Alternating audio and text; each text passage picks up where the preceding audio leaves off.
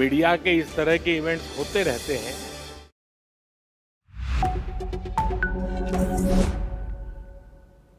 Hello and welcome. I'm Asuma Katauka and you are watching NewsXWorld. Let's take a look at some of the top stories.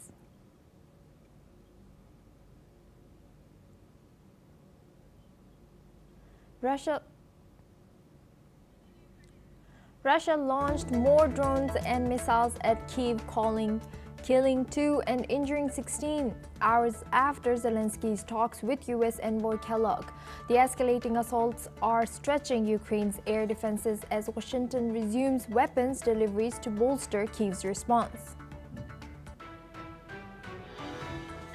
Ukraine's President Zelenskiy called on allies to impose new sanctions quickly after Moscow's massive overnight attack with 400 drones and 18 missiles.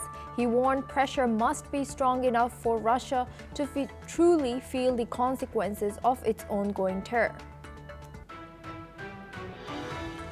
Gaza's civil defense says at least 52 people, including 8 children, died in Israeli strikes across the territory today. Officials told AFP that 17 were killed in Deir el-Balah alone, with casualties including women and children, as AFP awaits Israeli military comment.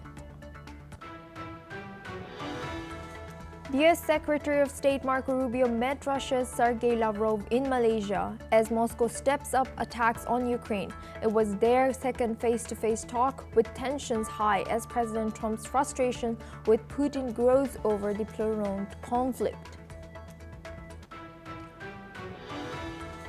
U.S. Secretary of State Marco Rubio says Washington remains committed to its Asia-Pacific partnerships despite threats of new tariffs. Speaking in Kuala Lumpur, Rubio said the region is still a focal point and the U.S. plans to build stronger ties. Britain and France are set to finalize a migrant return deal as Prime Minister Keir Starmer hosts President Macron on the last day of his state visit. The talks also cover support for Ukraine and a defense reboot, including joint missile development and peacekeeping plans. Taiwan's president watched live fire demos of new US-made Abrams tanks, showcasing firepower amid lessons from Ukraine's modern warfare.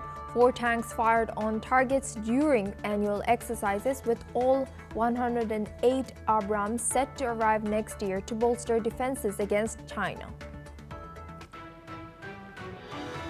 Nigerian security forces killed at least 30 bandits in coordinated counter-operations in Katsina's Faskari district, an official has said. Police, military, and Air Force units responded to mass attacks on 3 communities, foiling hundreds of armed bandits.